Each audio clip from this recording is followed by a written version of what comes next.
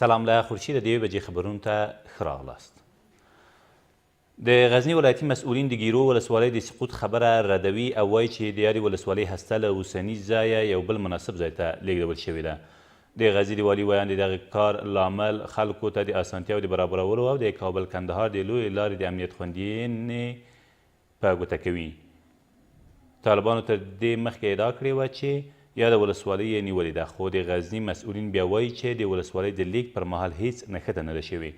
د یو بل خبر له مخې د ګیلان ولسوالۍ په شاوخوا سیمو کې د تېره شپنیو عملیاتو په پایله کې تر اوسه 19 طالبان وژل شوي او دغه عملیات همداراز دوام لري. افغان حکومت وایي قطر حکومت په دوحې کې د بین الافغاني خبرو په اړه ناسته لغوه کړې ده. ولسمشرۍ ماڼۍ د یوې خبرپاڼې په خپرولو سره زیاتوي د دوحې ناستې لپاره له پراخو مشورو وروسته د ګډون کوونکو یو اوږد نوملړ جوړ شوی و، خو د دغه پلاوي له سفر مخکې قطر حکومت په خپل زړه یو بل نوملړ جوړ او له افغان حکومته یې وغوښتل څو هغوی د دغې ناستې ته ولېږدوي چې دا د افغان ولس پرېکړې ته د بې احترامۍ په معنا ده. د خبرپاڼې له مخې له دې سره افغان حکومت بیا هم په یاده ناسته کې د افغانستان لخوا د ټاکل شوي پلاوي پر ګډون ټینګار وکړ، خو په بدل کې د قطر حکومت یاده ناسته لغوه کړه. د خبرپاڼې له مخې افغان حکومت او ولس باعزته سولې ته ژمن دي او په راتلونکي کې به لکه د تیر په څیر د ولس د دغې برحقې غوښتنې د ترلاسه کولو لپاره خپلې هڅې لا پراخې او ګړندۍ کړي. له دې سره سم د افغانستان د سولې په اړه د امریکا ځانګړي استازي دوحې بین الافغاني ناستې د ځنډېدو له امله خپله خواشیني څرګنده کړې ده. زلمي خلیزات ویلي په افغانستان کې د تلپاتې سولې راوستو لپاره له خبرو کولو پرته بله لار نشته، نو اوس باید ټولې خواوې پر یوه ټولمنلي نوملړ سلا وکړي.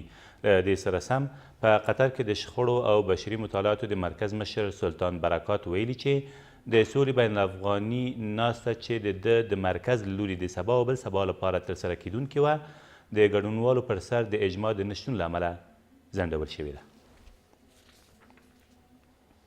د تخار پر دشت کلا ولسوالۍ د طالبانو په برید کې 7 طالبان وژل شوي او 8 نورې ټپیان دي. د تخار امنیه قمندان حشمت مسلم وایي دغه پیښه تېره شپه رامنځته شوې او د همګړۍ په یاده ولسوالۍ کې وضعیت ارامه دی. له دې سره سم د تخار د دشت کلا ولسوالۍ د خانم سیمې په یو جومات کې 3 ماین جوړونکي د خپل ماین د چاودنې له امله وژل شوي دي. د میدان وردګو په نرخ ولسوالۍ کې د افغان ځواکونو په شپنیو عملیاتو کې یو طالب قمندان له خپلو یو شمېر کسانو سره ووژل شو. دا طالب قمندان چې حبیب الله نومیږي تېره شپه په صدمردې سیمه کې له خپلو 4 کسانو سره یو ځای وژل شوی او د وسلو یوه زیرمې هم د افغان ځواکونو لاسته ورغلې ده. د میدان وردګو د رسنیو دفتر مسؤلین زیاتوي تر اوسه د پیښې له ځایه د ملکي تلفاتو په اړه راپور نه دی ترلاسه شوی، خو بیا هم د لا روښانتیا په موخه یاده پیښه تر څېړنې لاندې ده. او د کابل ښار د 11 او 15 ناحیو د غلو او لارې شکوونکو د یوې 4 کسیزې ډلې مشر ونیول شو. د کابل امنیه قمندانۍ وایي دغه کس له خپلو 3 ملګرو سره هر ماښام د 500 فامیلیو د هدیرې په شاوخوا سیمو کې د خلکو موبایلونه، پیسې او دستکولونه تښتول چې بلاخره تېره ورځ د 11 امنیتي حوزې له شاوخوا سیمو نیول شوی دی. له دې سره سم تېر مازدیګر د کابل ښار د 11 امنیتي حوزې په شاوخوا سیمو کې د موبایلونو یو بل غل چې خیبر نومیږي هم نیول شوی دی.